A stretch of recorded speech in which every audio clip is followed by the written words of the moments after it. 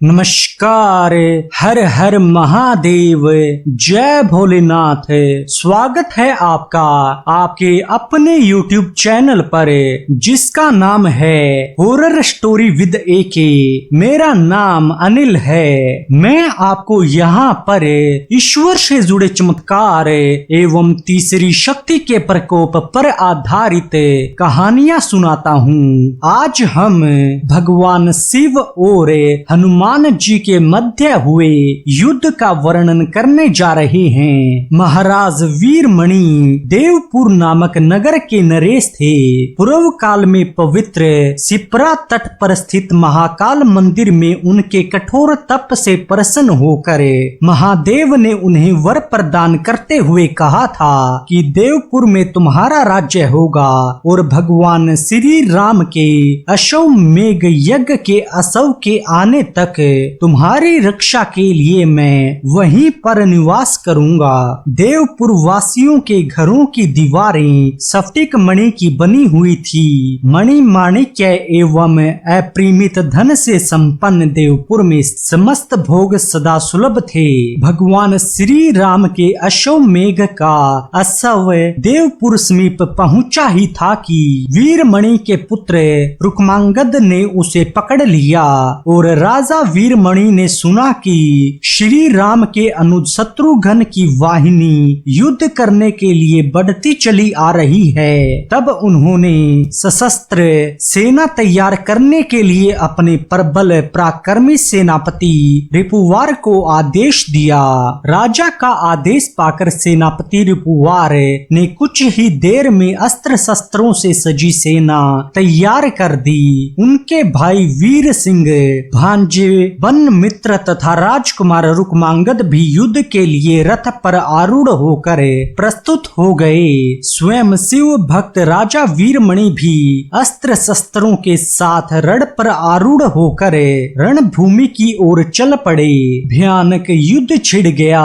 पवन पुत्र हनुमान जी शत्रु पक्ष का संहार करते हुए पुष्कल और शत्रुघ्न की रक्षा का सदा ध्यान रखते थे। उनके राजा वीरमणि के भाई से मुठभेड़ हो गई। उनके तीक्ष्ण बाणों से व्याकुल होकर हनुमान जी ने उनकी छाती में अपने वज्र के समान मुक्के से आघात किया।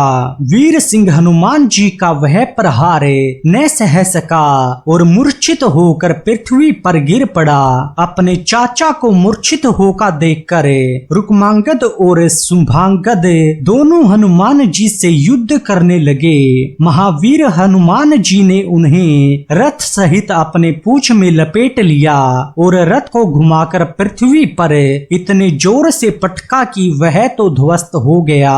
दोनों राजकुमार भी मूर्छित हो गए। इसी प्रकार बलमित्र भी रणस्थल में मूर्छित होकर धराशायी हो गए। राजा वीरमणि ने वीर पुष्कल पर भयानक बाण वर्षा की, किंतु पुष्कल ने प्रतिज्ञा पूर्वक उन्हें 3 बाणों से आहत करे मूर्छित कर दिया। अपने भक्तों को मूर्छित देख कर स्वयं भगवान शंकर युद्ध भूमि में उतर पड़े। उनके साथ उनके पार्षद और गण भी शत्रुघ्न की सेना को तहस नहस करने में जुट गए। शिव की इच्छा के अनुसार वीरभद्र ने पुष्कल से युद्ध किया। पुष्कल ने अद्वितीय वीरता का परिचय दिया, किंतु वीरभद्र ने पुष्कल के पैर पकड़कर उन्हें वेग पूर्वक चारों ओर घुमाया और पृथ्वी पर पटक कर मार डाला। पुष्कल की मृत्यु का समाचार सुनकर शत्रुघ्न व्याकुल हो गए। वे अत्यंत क्रूर होकर भगवान शंकर से युद्ध करने लगे, किंतु भगवान शिव ने शत्रुघ्न के वक्ष में अग्नि के समान तेजस्वी एक बाण झोंक दिया। शत्रुघ्न अचेत होकर वहीं पर गिर पड़े। यह दृश्य देखकर हनुमान जी ने तुरंत पुष्कल और शत्रुघ्न के शरीर को रथ में रखा और उनकी सुरक्षा का सुदृढ़ ध्यान रखकर वे स्वयं शंकर जी से युद्ध करने के लिए वेग पूर्वक आगे बढ़े। हनुमान जी और शिव के मध्य में भयानक युद्ध होने लगा। सबसे पहले हनुमान जी ने शिव से कहा, हे प्रभु, आप तो स्वयं श्री राम जी के भक्त हैं और उन्हीं की सेना के समक्ष आप युद्ध कर रहे हैं। तब महादेव ने कहा, प्रिय हनुमान, मैं अपने भक्त की रक्षा करने के लिए प्रस्तुत हुआ हूँ। मैंने राजा वीरमणि को वर प्रदान किया था कि मैं उनकी रक्षा के लिए सदैव प्रस्तुत रहूंगा। उसके पश्चात हनुमान और महादेव के मध्य युद्ध होने लगा। दोनों ने अनेक अस्त्र शस्त्रों से एक दूसरे पर प्रहार करना आरंभ कर दिया। शिव जी ने हनुमान जी पर अनेक शस्त्रों का प्रयोग किया, लेकिन हनुमान उनके प्रत्येक शस्त्र को सहन करने लगे। महादेव ने हनुमान जी पर पशुपतास्त्र का प्रयोग किया। हनुमान जी उस शस्त्र का प्रहार सहने के लिए भी प्रस्तुत हो गए, लेकिन कुछ समय के उपरांत पार्वती जी वहां पर प्रकट हुई और उन्होंने पशुपतास्त्र अस्त्र को विफल कर दिया। उसके पश्चात युद्ध फिर से प्रारंभ हो गया। इस बार हनुमान जी ने अपना संपूर्ण बल का प्रयोग कर महादेव पर मुष्टिका का प्रहार किया। हनुमान जी के मुष्टिका के प्रहार से महादेव एक कदम पीछे हो गए। हनुमान जी को लगा कहीं प्रभु अब अत्यधिक क्रोध में न आ जाएं, लेकिन महादेव ने प्रसन्न होकर हनुमान जी से कहा, पुत्र मैं तुम्हारे इस प्रहार से अति प्रसन्न हूँ, तुम जो चाहे वर मांग लो। हनुमान जी ने कहा कि मैं संजीवनी बूटी लेकर पुष्कल और शत्रुघ्न की सहायता करना चाहता हूँ, उनका उपचार करना चाहता हूँ। कृपया तब तक आप इनकी रक्षा करें। इसी अवसर का फायदा उठाकर वीरमणि खड़ा हो जाता है और अपनी सेना को उनके ऊपर प्रहार करने का आदेश देता है, लेकिन महादेव ने कहा कि वह स्वयं उनकी रक्षा कर रहे हैं, इसलिए जो भी उनके ऊपर प्रहार करेगा उसे स्वयं महादेव का सामना करना पड़ेगा। उसके पश्चात हनुमान जी संजीवनी बूटी लेकर वापिस प्रस्तुत हो जाते हैं। वहां गणों सहित भगवान शिव अपने वचन के अनुसार पुष्कल और शत्रुघ्न आदि वीरों के शरीर की रक्षा कर रहे थे। हनुमान जी ने पुष्कल के वक्ष पर औषधि रखी और उनके सिर को धड़ से जोड़कर कहा, युद्ध में मन, वाणी और क्रिया के द्वारा श्री राम को ही अपना स्वामी समझता हूँ, तो इस दवा से पुष्कल शीघ्र ही जीवित हो जाएं। हनुमान जी के ऐसा कहते ही पुष्कल तुरंत ही उठ बैठे और युद्ध करने के लिए वीरभद्र को ढूंढने लगे। फिर हनुमान जी ने तुरंत शिव के बाण से मूर्छित शत्रुघ्न के पास पहुँचे।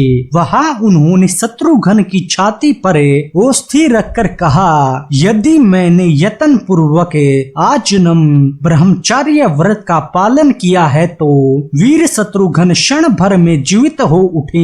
ऐसा कहते ही शत्रुघ्न तत्काल ही जीवित हो उठे और वे युद्ध करने के लिए भगवान शंकर को ढूंढने लगे।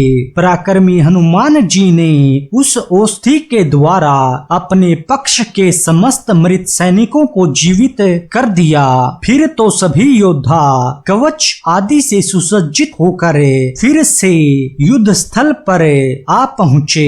इस बार राजा वीरमणि स्वयं शत्रुघ्न से युद्ध करने के लिए डट गए। यद्यपि राजा वीरमणि ने शत्रुघ्न के साथ भयानक युद्ध किया, किंतु शत्रुघ्न के तीक्ष्ण बाणों ने उसे असहाय आघात से मूर्छित हो गए। यह देखकर भगवान शंकर अत्यंत कुपित हो गए। उन्होंने स्वयं शत्रुघ्न से युद्ध प्रारंभ कर दिया। शिव और शत्रुघ्न का युद्ध अत्यंत भयानक था। शत्रुघ्न शिव के प्रहारों को नहीं सह पाते थे। उन्हें व्याकुल देखकर हनुमान जी ने उनसे कहा, अपनी रक्षा के लिए इस समय आप अपने श्री राम का ही ही स्मरण करें, इसके अतिरिक्त प्राण रक्षा का अन्य कोई मार्ग नहीं है। हनुमान जी के सत्य परामर्श से शत्रुघ्न जी अपनी रक्षा करने के लिए श्री राम से अत्यंत करुण स्वर में प्रार्थना करने लगे। फिर क्या था, भगवान श्री राम हाथ में मृग श्रृंग लिए यज्ञ दीक्षित पुरुष के वेश में वहां उपस्थित हो गए। युद्ध स्थल में उन्हें आया देखकर शत्रुघ्न अत्यंत विस्मित किंतु सर्वथा निश्चिंत हो गए।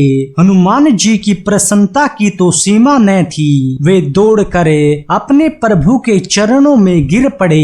फिर उन्होंने हाथ जोड़कर निवेदन किया, स्वामी आपकी भक्त वत्सलता धन्य है। हम अत्यंत धन्य हैं जो इस समय आपके श्री चरणों का दर्शन पा रहे हैं। प्रभु अब आपकी कृपा से हम लोग शत्रु को कुछ ही क्षणों में पराजित कर देंगे।